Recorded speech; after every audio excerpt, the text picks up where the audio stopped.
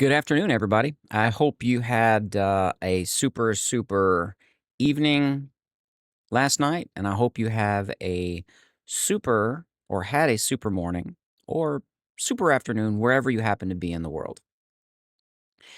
In this video, I thought I'd like to talk about styles.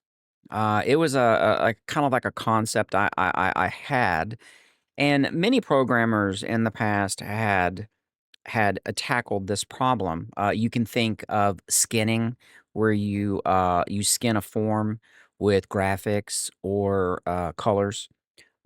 Themes are a good example. I think years ago, I think they called it skinning, where you would actually skin, like I say, a form, and then it became themes, where a theme would not only be a skin, but a color schema, and then it would be like, or a color scheme, and then it would also include, let's say, sounds that would be specific to, let's say, whatever your application is.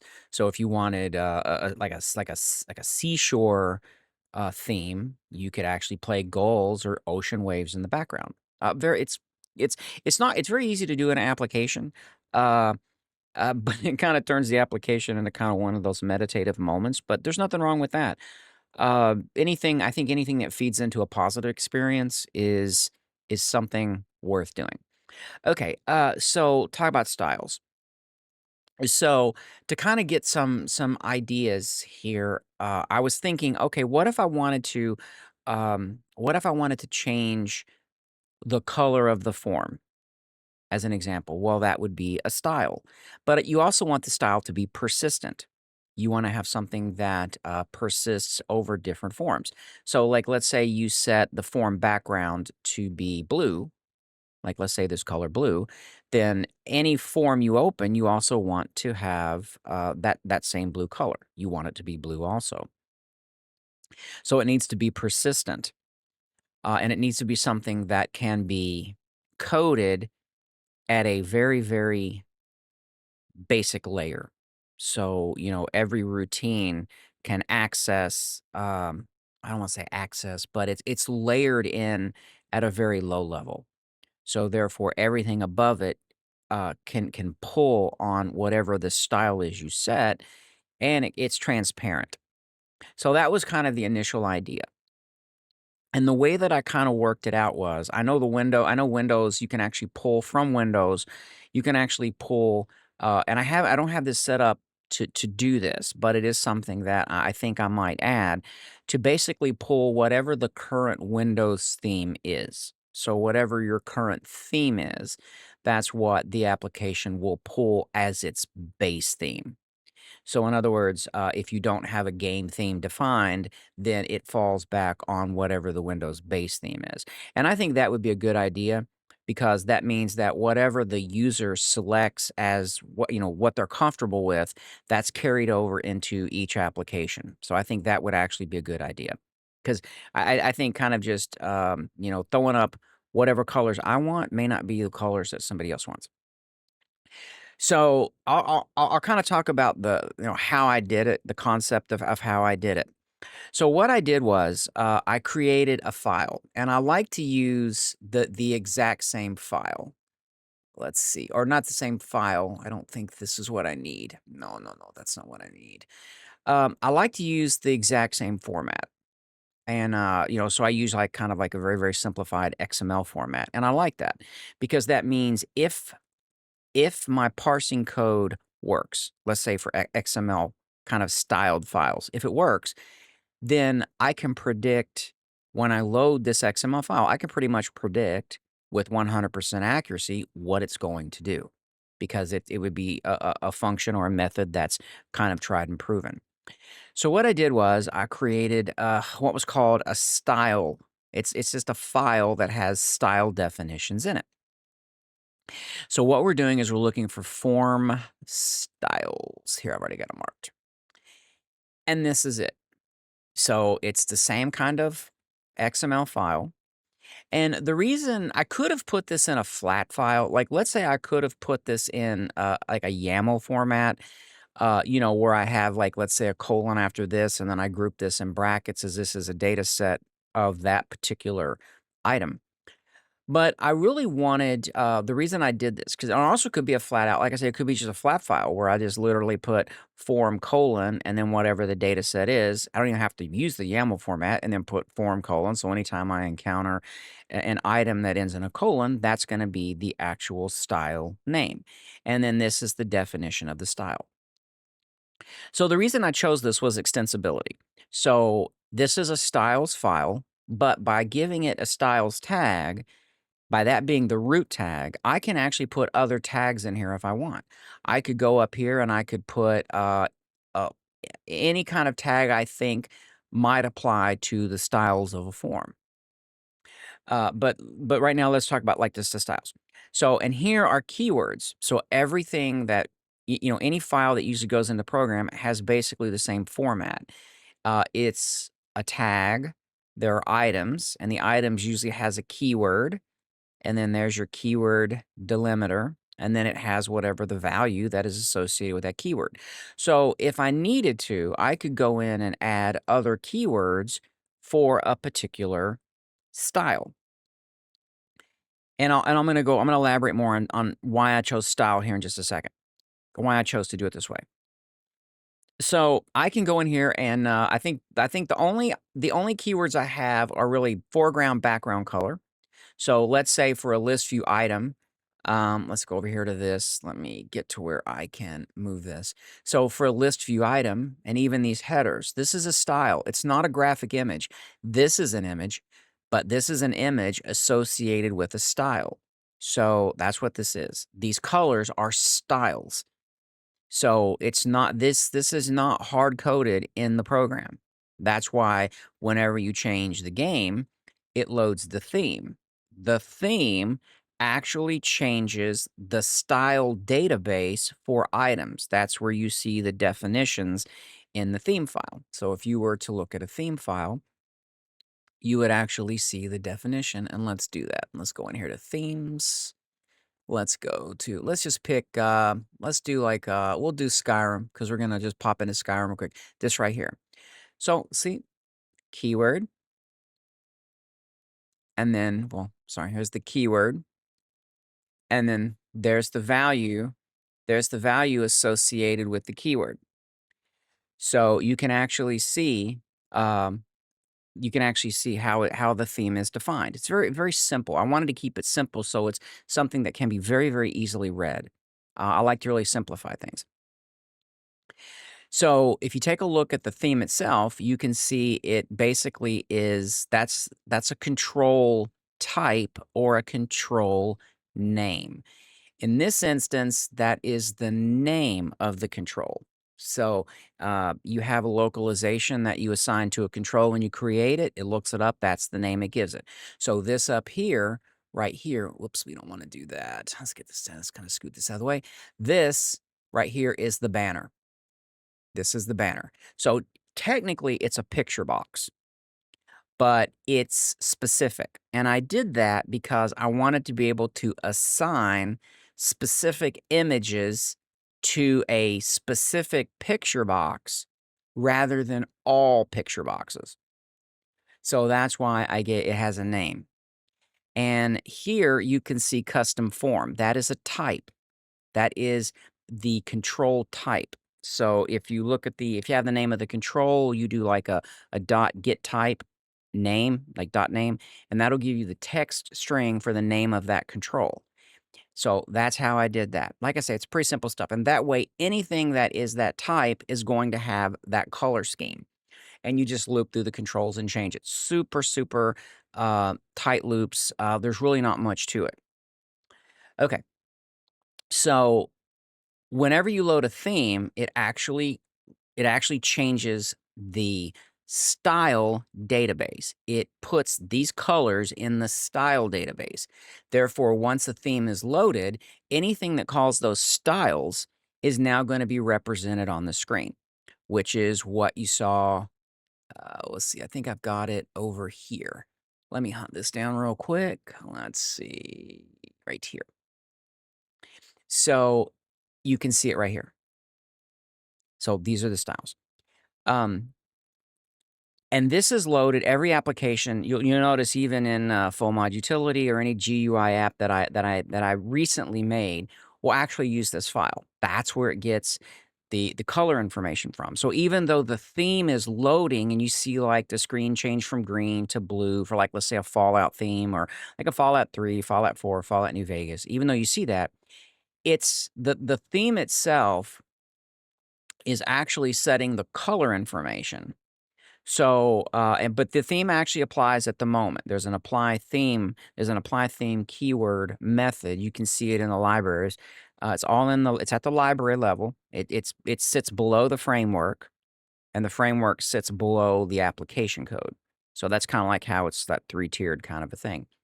So any new window that opens uses that same color scheme or schema, uses the same thing. Um, Whereas the existing forms they'll have to be dynamic. They have to be hot loaded, hot changed. They have to be dynamically changed. Okay, so I thought, okay, I don't want to go by controls because that's easy. I want to be able to have a style for anything, and I mean like anything. I want to have a style for anything.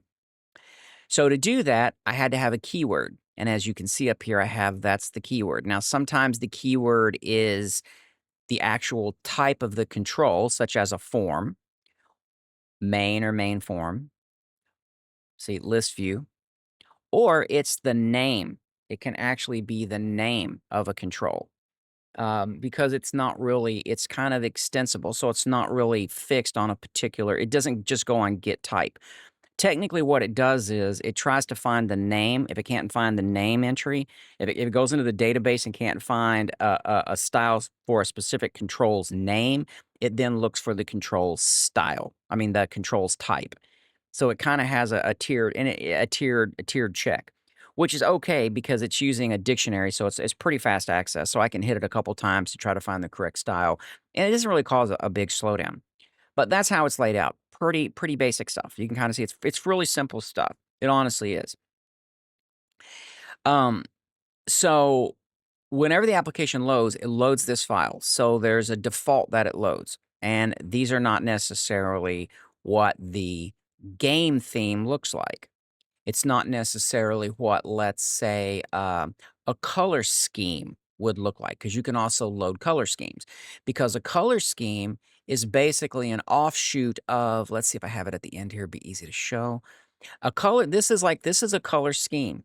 Even though I call it a theme, it's a color scheme. So it's one and the same thing. This is what changes the color. So a scheme can set the style information. It can update it can dynamically update all the different forms and things like that. So it's kind of like one and the same. And it gives the ability to set a theme based on a color style. So I haven't really, I've done a lot of editing to this, so I don't know if these still work.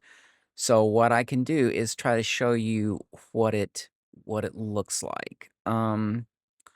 Let me see here. Scheme from image. How about this? Okay. So these are just color charts I just downloaded off the internet. And basically, it takes this change in colors, and it builds a theme from that. It builds a color scheme. So this is a color scheme, but it has very limited colors. And you may want to apply more, different colors to different controls. So I use this to kind of interpolate additional colors within that limit. And I know when the color changes how many colors I have to deal with. So it's very simple. You just scan one pixel over to the next, and anytime it changes, so it starts out, let's say you have an empty pixel. So you just scan the image, you load the image, you scan it, you find the pixel. When it changes, that's the color. You want to get that RGB from that pixel, and then you can just basically build your RGB table. That's your color scheme. You can do this, and that's what made it very simple to do this, and that way you can apply different themes, and you can load banners and things like that. That lets you dynamically change this. So another thing of styles is it's not related to images. It's not specifically images. So if you're looking at, let's say, this particular list, you can see there are images here, and these images are for a specific style. This color is a specific style. This image right here is added based on the state of that item. So in this case, the item is probably missing. You see how when you mouse over this, and this is a faux um, this is a faux hover event. It's not true hover. It's a faux hover. So whenever you scroll over it, and it knows, not necessarily because it's a warning, but because the hover event handles multiple data elements. So each item can have multiple data elements. You can have messages attached to that item. I can add a note specifically to this list view item, and it adds it to that list view item. It's not saved. It's just, and that will show up. But this is added when this list is generated. This adds a message, and it tells about what the warning is. And that way, when you mouse over it, you can see it. And it was the exact same thing over here. If I go over here and do a check install, it's the exact same thing. See, if you mouse over here, it tells you all of the conflicts. 'Cause it says that tells you this has changed, and it tells you where. And if there's like if there was 5 different changes, it'll literally show 5 different mods, one right after another for whichever one. That's how you can kind of see. So these are styles.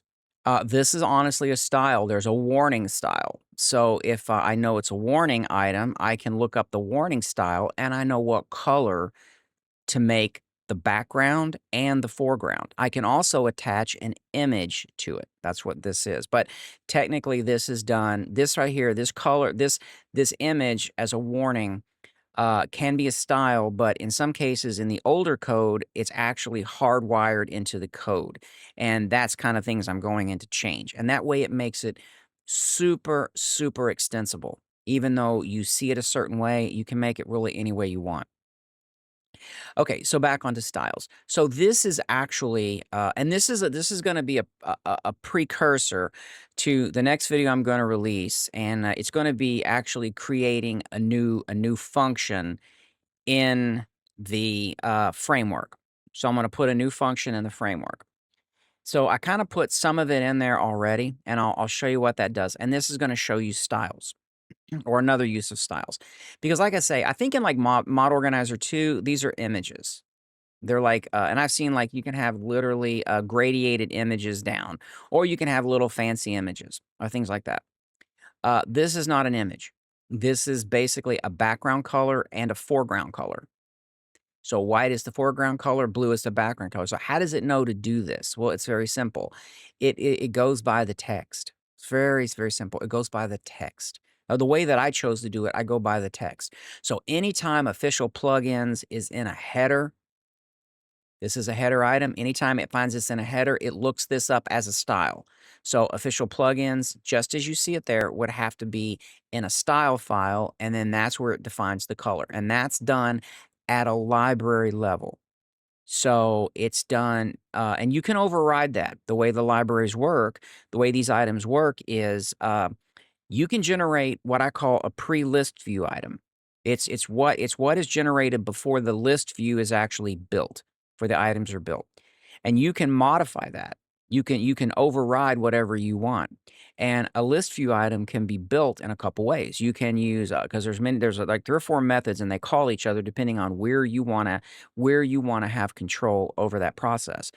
But there's also a completely different one called generate report, and it basically uses a text file to generate a list view. Well, it generates a pre-list view.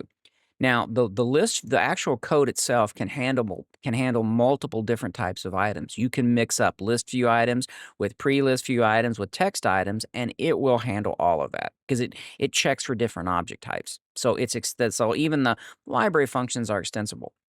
All right, so let me show you. This is the precursor to what I'm doing. So I seen somewhere somebody had talked about, or I seen another mod author had I think it was like a Mod Organizer 2. They had mentioned where you can sort these. Like, let's say I go over to downloads. I'm going to go over this way. I'm going to go down here to this, and let's say down here I click this. So I want to extract this file. And like I say, the way that I did this and the way I like downloading files is I can look for things. So if I'm looking for, let's say, unofficial, I can actually look up unofficial. I can find things like this. So I can scroll through and I can find everything and you can see the ones I actually have extracted.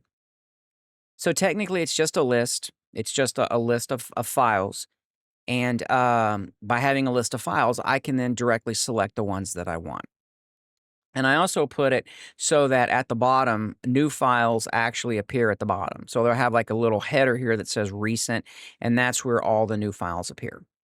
You can see how many files I have, but this is just on this local drive.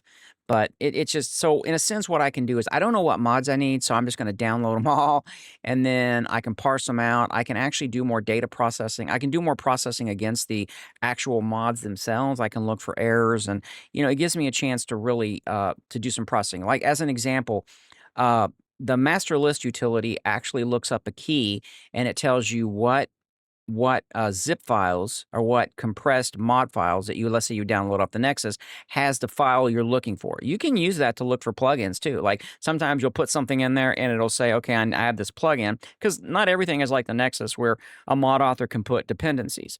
So it's like, oh, here's a mod I found somewhere. I don't remember what it is, and it needs a file. I've never heard of this. What is it? You can actually use that master list utility to look for that specific plugin, and it'll tell you which mod it's in. It'll show you the mod files, and from that point, you can go forward.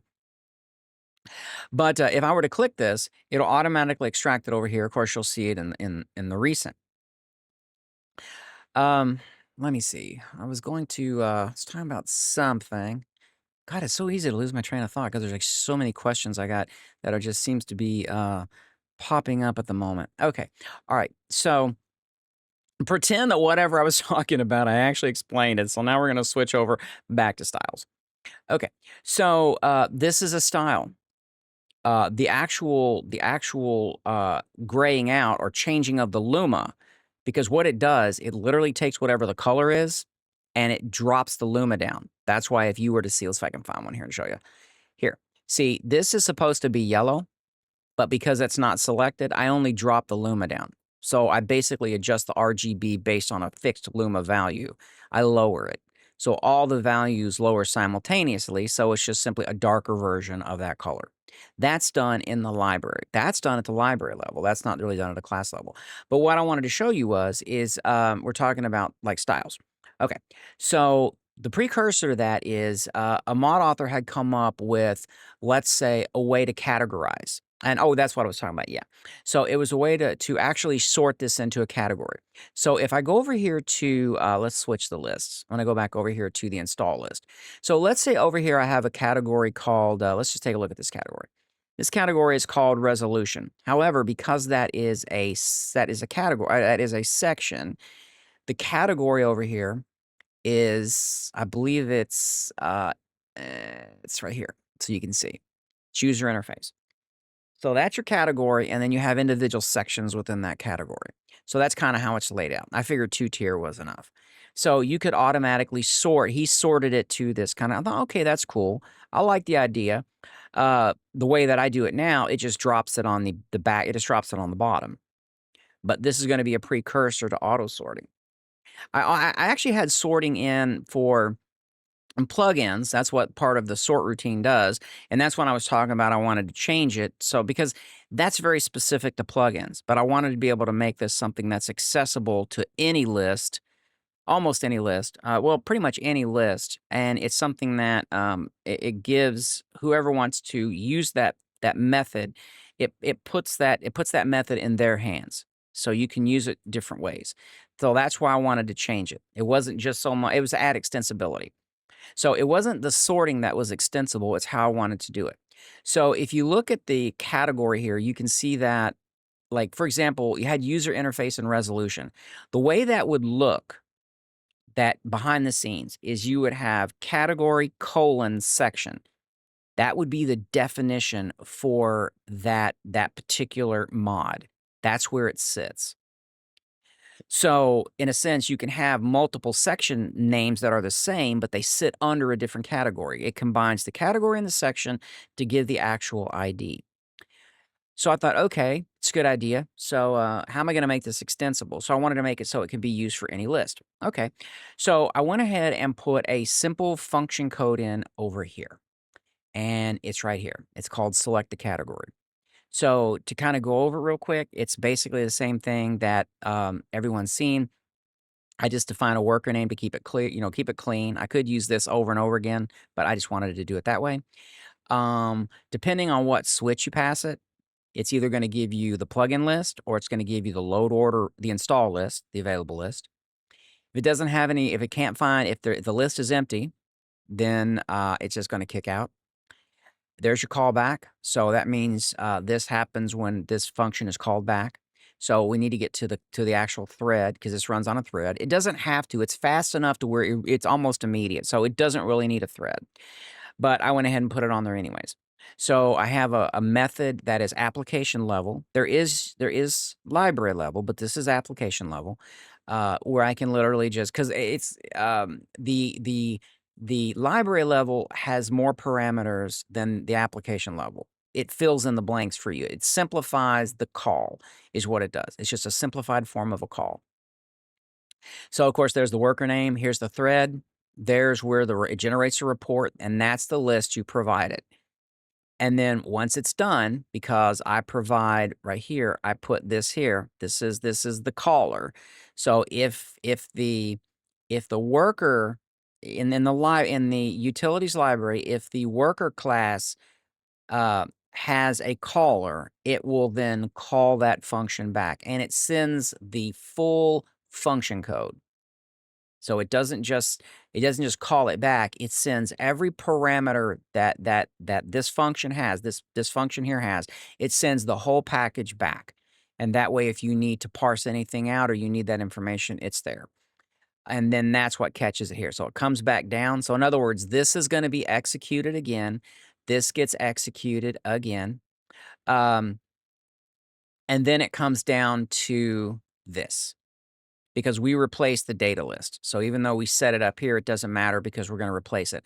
Then we hit the callback. We retrieve the report that was generated by, let's go ahead and let's do this real quick. I'm going to go ahead and move this back. There we go. Let's get that. Let's clean that up a little bit. All right. So it's going to get back to here. Let's go back over to here. It's going to get back to here and it's going to show the report. Same exact everything. Like I say, it's all copy and paste. What that amounts to is a brand new opcode 210 that can be called from a script, from a menu, or it's going to be called directly. We're going to call it directly here. So what we're going to do, I've got something that I test out here. It saves me from typing it in. So I've got a bunch of commands that I already have it laid out. So we're going to grab it here. Makes it much, much easier. And then let's just execute a command. And it's funny because this is actually an opcode. It's an opcode that exists within that core framework that simply says, "Oh, you wanna run an opcode? I'm gonna throw up a window. You're gonna give me the opcode, and then I'm gonna perform it." And that's basically what it does. So it kind of recycles the existing technology. So we're gonna use the L. We're gonna start with the L. So you can see opcode 2010. Here's the parameters. This is what I'm gonna use here shortly, but it doesn't care about that now. Okay, and pretty simple. So what this is all the categories and sections or header items in this list is what it is. So it throws up the list. And this was part of the problem I had because I'm thinking, okay, how am I going to actually say I want to sort something brand new to this? Because once, if I go over to that downloads list and I actually activate a download file, which then it extracts it, and that automatically appears over here, which I have it set up to auto activate. So it auto activates it. It puts it over here in the install list, but it puts it down here in the bottom. So I need to find a way to link this to this. And that's going to come in the next video. That's part of why I say this is a precursor to how I'm going to link this together. And it's going to be a brand new kind of a thing. But it'll be really easy because all the data is there that I need. I just have to connect the dots and it'll do its thing. So that would be like one list. This, even though this has a certain look to it, this image, which at first when I looked at this, I'm like, wow, it looks like just a bunch of headers. It's really, really hard to see. So this right here, actually, I need to put this, this right here actually is I've got this actually reversed. So see how this says script plugin? This is extruded, so to speak, with these in. This is reversed. These should be extruded. This should not, and that's real simple to do. It's just going to be setting a switch. It's going to be setting a simple flag in a. It's just setting a bit flag, and then when it generates the list, it knows how to render that. I've got the bit flag reversed between the two items. But this is not, even though this looks like a style, it's not a style. I actually in what generates this report, which is here, I'll show you what it looks like. It's very, very simple stuff. So, and like I said, I like to keep things simple to where anyone can understand it. So what we want to do is we want to find the, is it category list? I'm trying to think of the name of it. Uh, Okay, it's definitely not that. So let's take a peek over here. This will tell me exactly what it is. Um, oh, it is. That's what it is. Oh, wait a minute. No, it should be right. Something I did. So something that I did. Let's see. I guess I didn't give it time to come up. Okay, so here's the list of the report. Right, it's very simple. So just I try to make everything very basic structure so anybody can look at it, goes, yeah, everything's right there. It's really easy to see. There's where I initialize the variables I'm going to use. Here's where I put the header to the report, and I usually try to document it, so I kind of make it very succinct in what it's doing. This is what it says. This is what it says. It generates the report. So you'll see it's not much code at all, and it's done. And actually, what I needed to switch was this right here. This right here, because if it's not a category item, and I'll do that. I'll do that right now while I'm talking. It'll be real easy to do.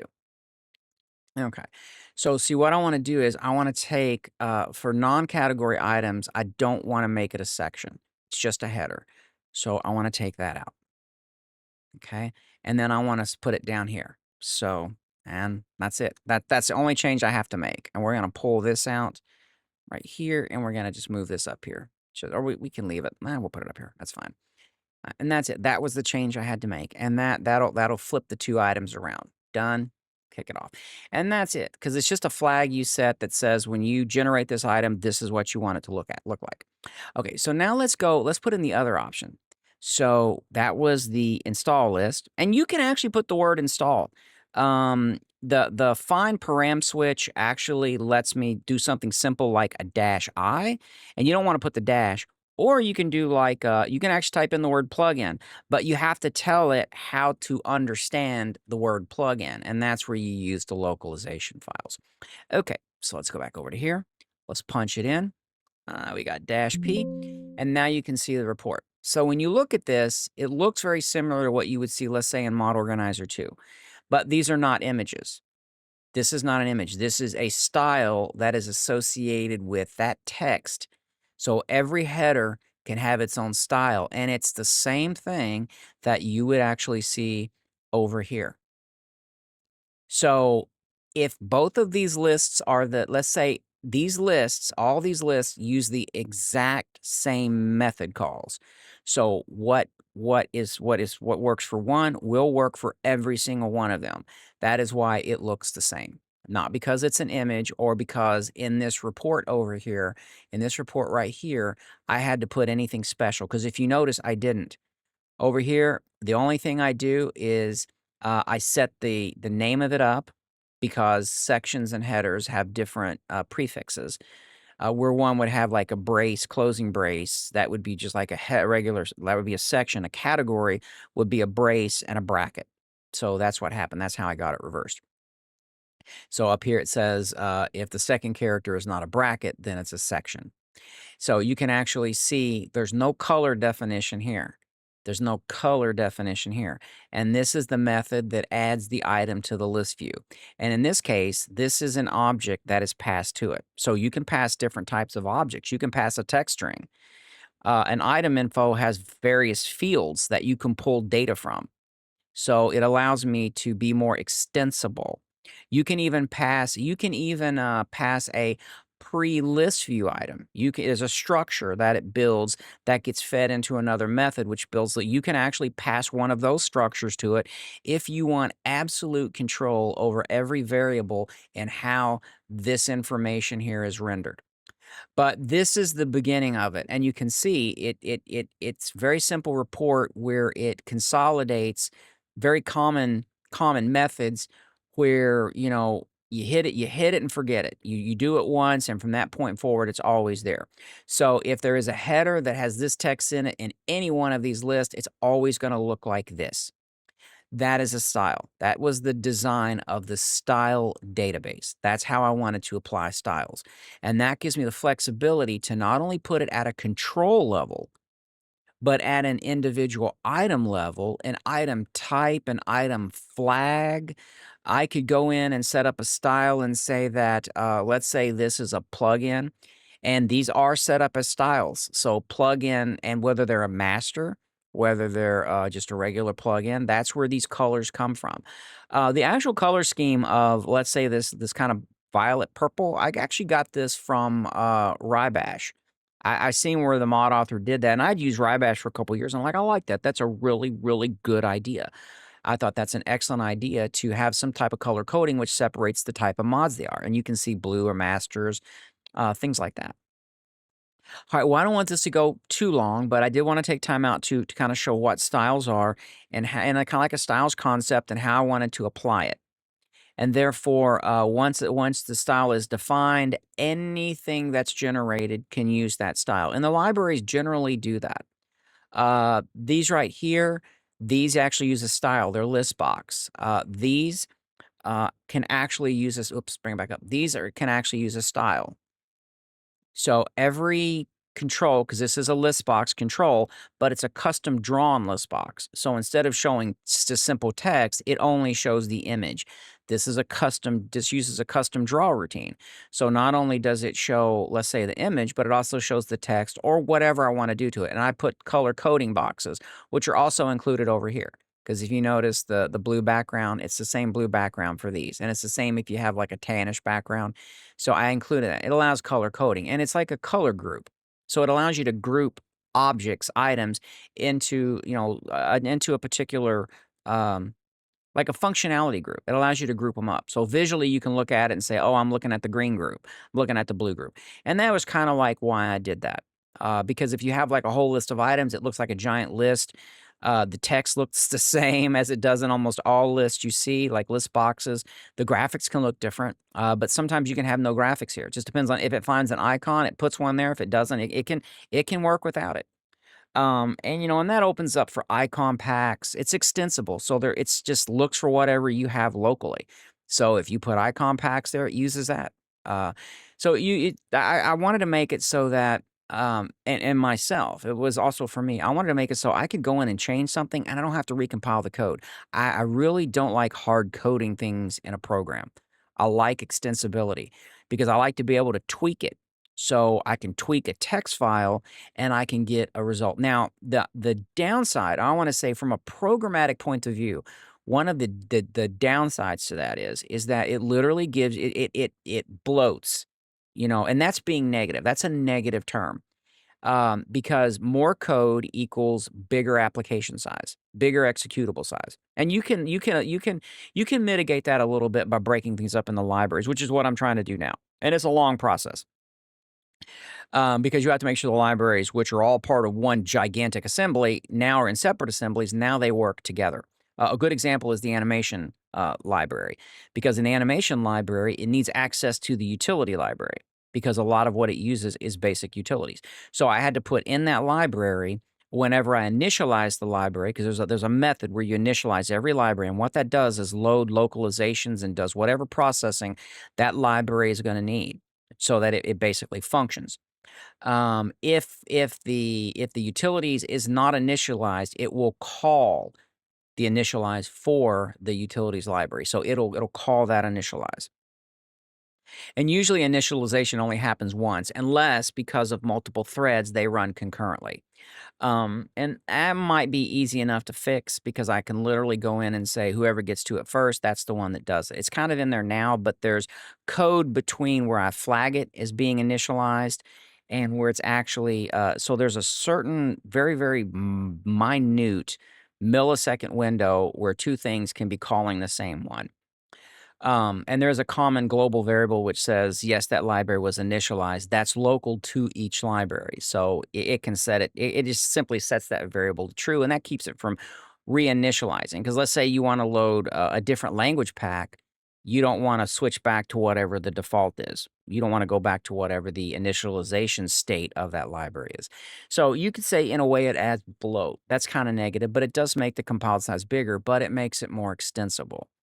Therefore, the end user can literally have more control and customization over what the application does rather than just depending on the programmer. And I used to do that many, many years ago, long before it was really, even the places that I work, long before it was even popular.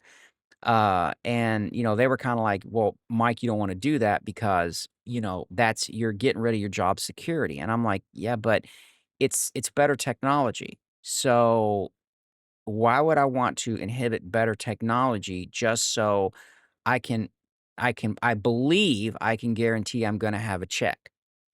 Because better technology means other people are exposed to it, they're going to have better ideas, and everybody benefits from that. So, and whether or not I had a job literally had nothing to do with that. It really didn't. That was all on me. So, believing I had to hold something back is really that's almost delusionary in a way of thinking. Now that I look back on my younger self, that's kind of really a delusionary way to think. But then, you know, um, that's why we grow and we learn. And yeah, I love talk about all that kind of stuff. That would be no problem at all. But anyways, back onto this. So that was the concept of styles, and that's how I applied it.